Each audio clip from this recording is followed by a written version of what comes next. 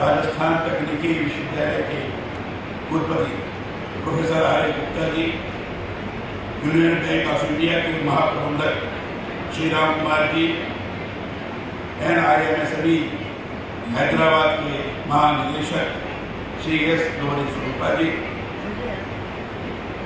हैदराबाद के महानिदेशक doctor P. Chandrashekhar ji, प्यारे विद्यार्थियों, अभिभावकगण और मीडिया के सारे बंधुगण, छायाकार मित्रों,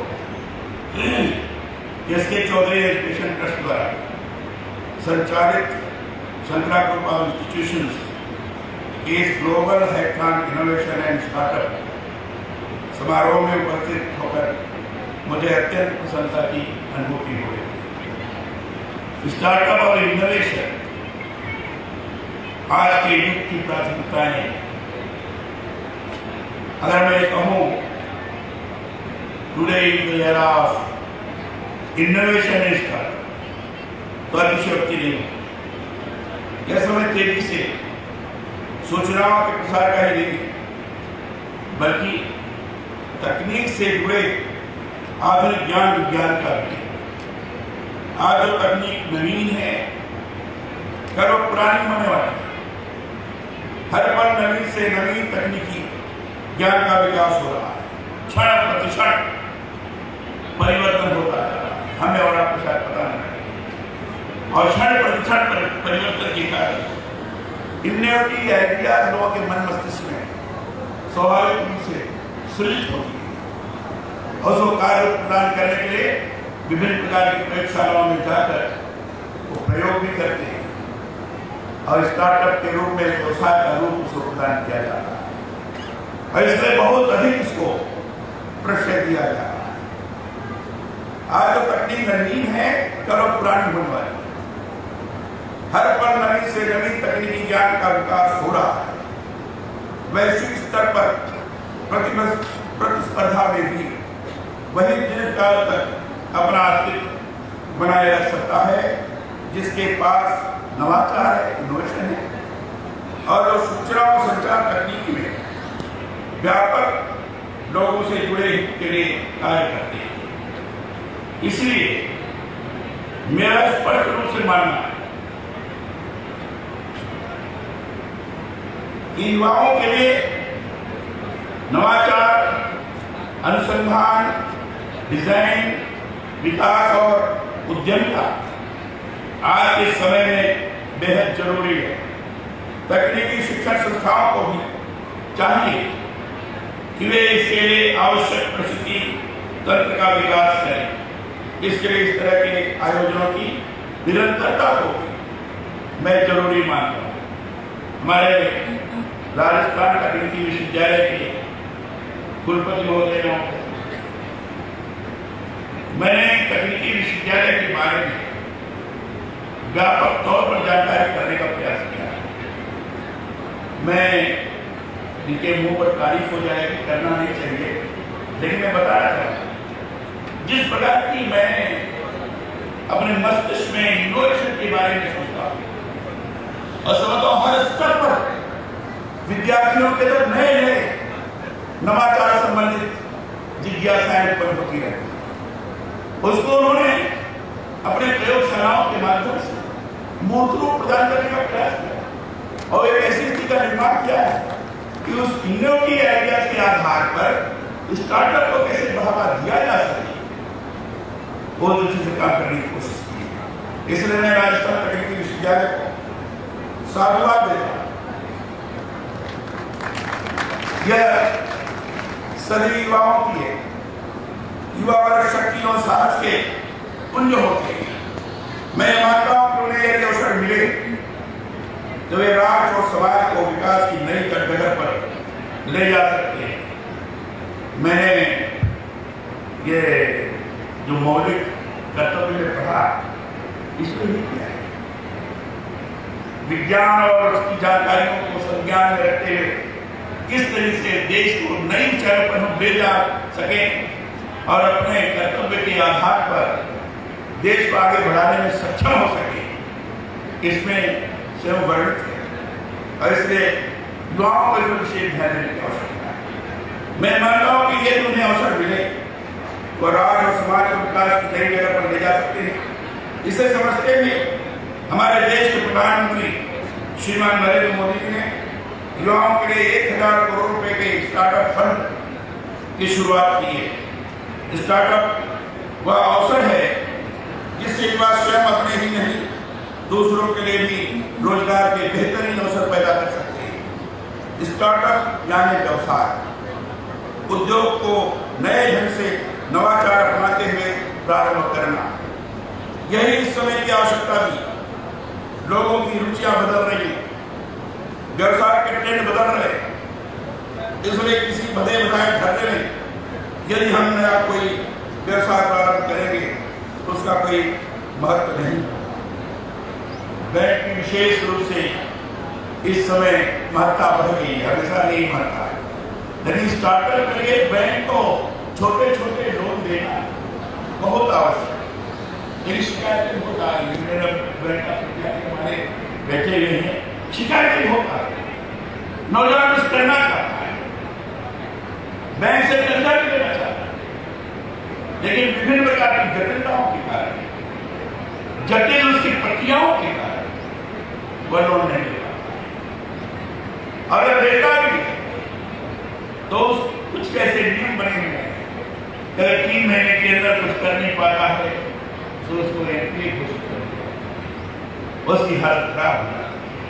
हालांकि सरकार ने कुछ सुधारात्मक कार्य इसमें किए हैं कि जो अनुभव करता है कि हमने लोन लिया, हम कुछ कर नहीं पा रहे हैं, अगर उसने सूचना कर दी बैंक को कि हम ये कर नहीं पाए, मुझे और समझ आएगी, तो एक revival and rehabilitation of enterprises करके कमेटी बनी है और उसको सूचना दी जाती तो नहीं करता, तो उस कमेटी बैठे विचार, अब विचार करने के बाद अगर सही माने में सदनीय से वो काम करना चाहता है तो उसको अवसर प्रदान किया जाता है, अन्यथा वैसे एनपीए हो जाता है। यह एक विशेष स्थिति है, क्योंकि मैंने इसलिए कहा कि बैंक के हमारे बड़े अधिकारी बैठे हैं, बहुत बड़े अधिकारी, यदि एमएसएमई से तो इनके संज्ञान की बात है, ये शिकायतें हो जाती है।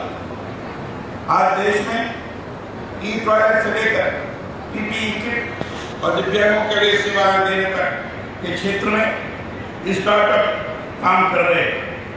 मैं मानता हूँ कि इनोवेशन और स्टार्टअप देश के भविष्य को बदल सकते हैं। इसीलिए केंद्र सरकार ने स्टार्टअप प्रोत्साहन के लिए विशेष योजनाओं की पहल की है। देश में जो नई शिक्षा नीति है वह भी इसी दृष्टि से तैयार की गई है कि नवाचार अपनाते हुए युवा हर क्षेत्र में आगे बढ़ सके।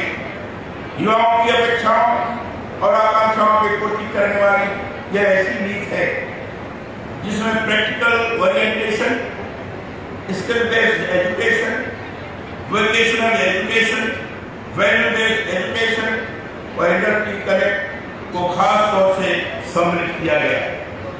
इसमें पढ़ाई को सैद्धांतिक होने की बजाय व्यवहारिक रखे जाने पर विशेष ध्यान दिया गया है। उद्योगों की आवश्यकताओं को ध्यान में रखकर इसमें विषय विशेष के अध्ययन के साथ तमाम दूसरे विषयों की बुनियादी समझ विकसित करने पर भी विशेष ध्यान दिया गया है। मैं समझता हूँ कि नई शिक्षा नीति के या वह बुनियादी तत्व है जिनसे युवाओं के बेहतर भविष्य को सुनिश्चित किया जा सकता है। मैं सदरा ग्रुप ऑफ इंस्टीट्यूट की बहुत तारीफ सुनी है।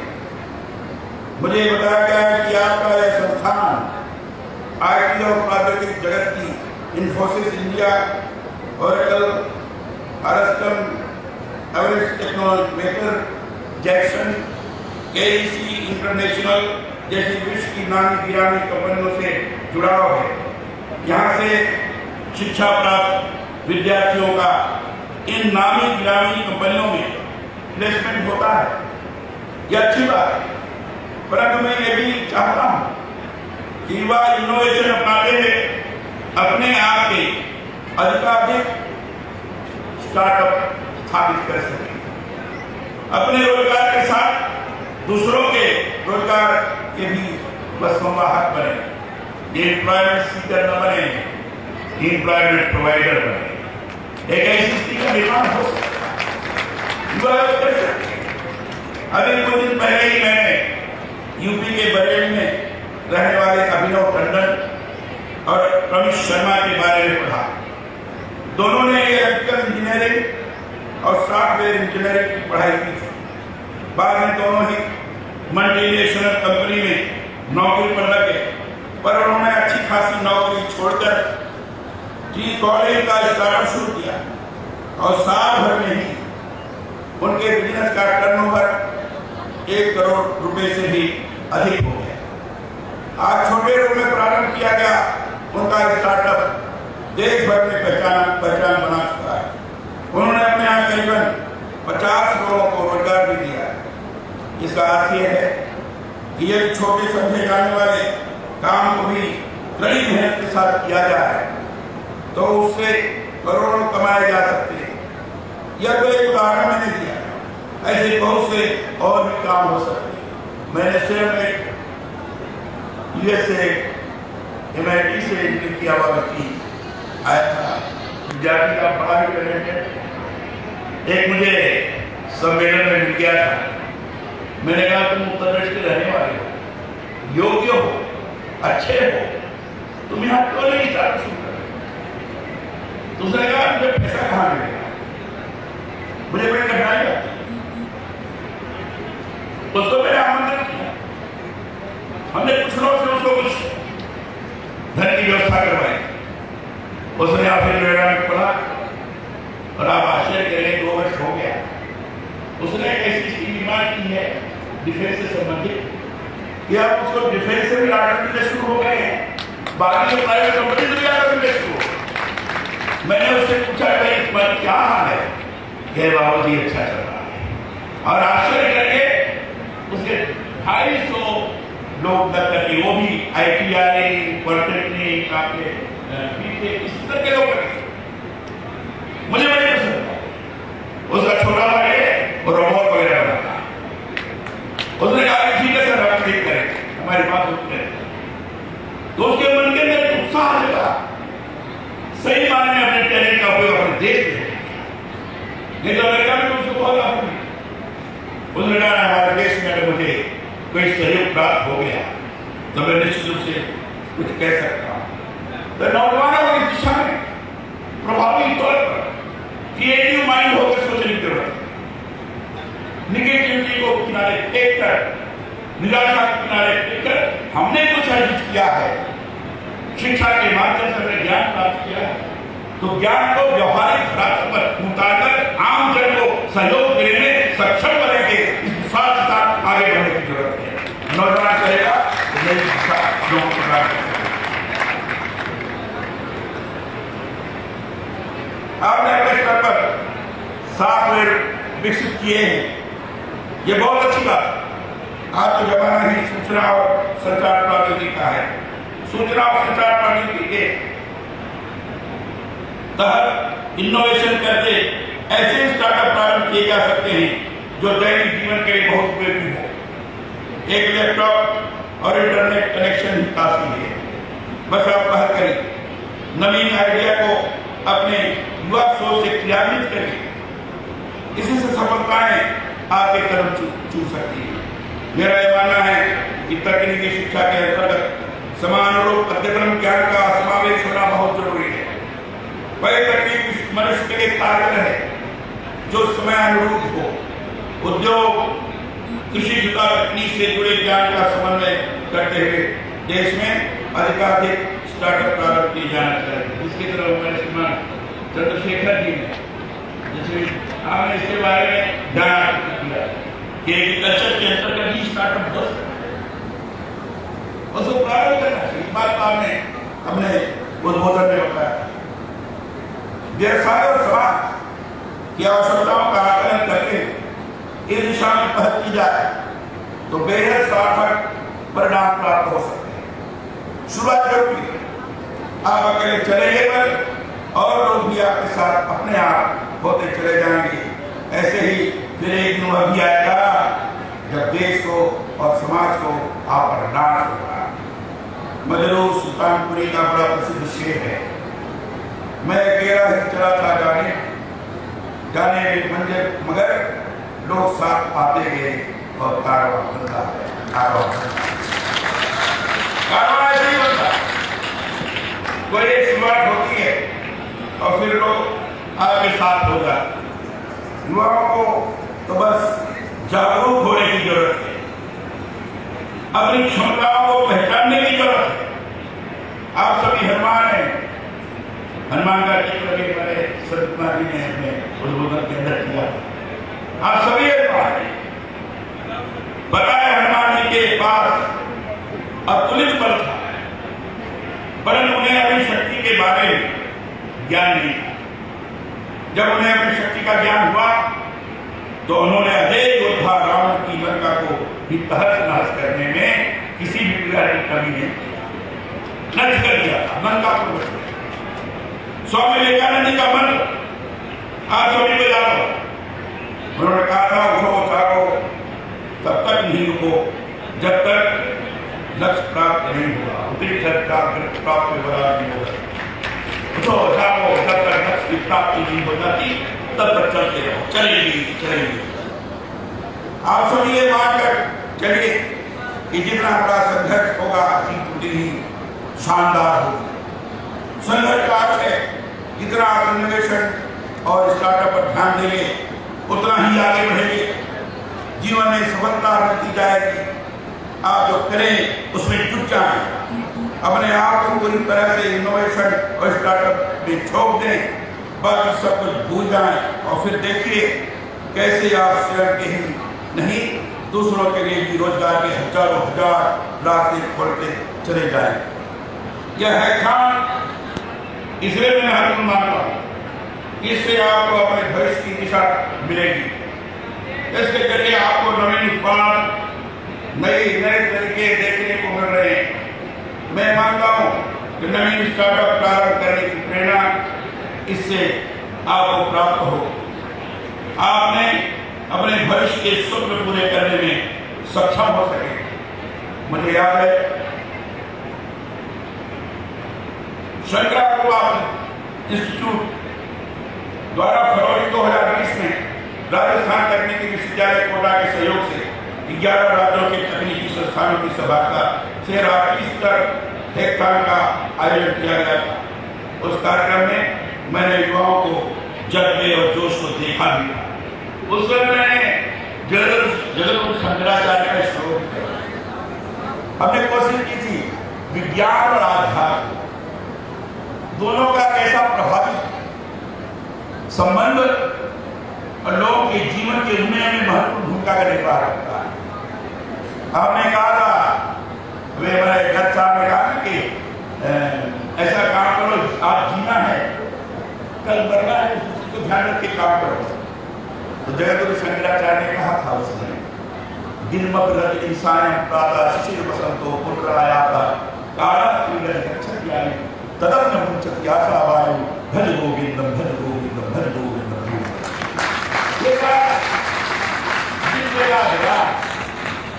दिन मकर इंसान सायं के बाद प्रभात शिशिर बसंतो शिशिर बसंत के आती रहती है, शिशिर बसंतो पुनरायाता काला क्रीडन गच्छति, काला के बीच में खेल रहा है, देख रहा है।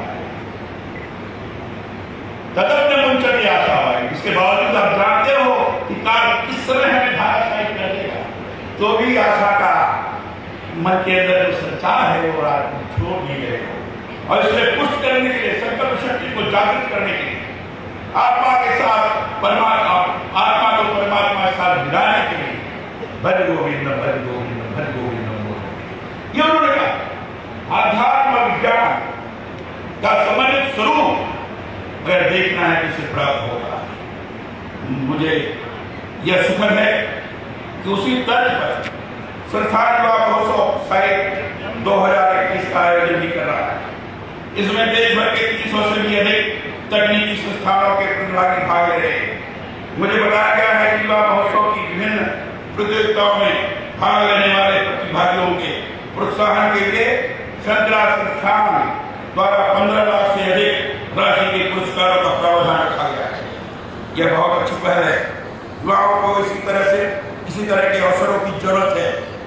मैं उम्मीद करता हूँ युवा अपना बेहतर से बेहतर करने का प्रयास इसमें करेंगे। मेरी हार्दिक शुभकामनाएं आपके साथ है। Global hackathon innovation and startup के इस आयोजन में आपने मुझे याद किया, बोलने का अवसर प्रदान किया। आप सब लोगों का सामूहिक रूप से दर्शन करने का मुझे अवसर उपलब्ध करवाया, इसके लिए मैं आपके प्रति आभार व्यक्त करता हूँ। और आप सब लोगों को सामूहिक रूप से जो स्वरूप यहाँ दिखाई पड़ रहा है, जिसको हम ईश्वर का रूप मानते हैं, ऐसे सामूहिक रूप से स्वरूप प्राप्त किए हुए ईश्वर को मैं प्रणाम करता हूँ, आपके चरणों में वंदन करता हूँ। इतनी बात कहकर अपनी बात समाप्त करता हूँ। जय हिंद, जय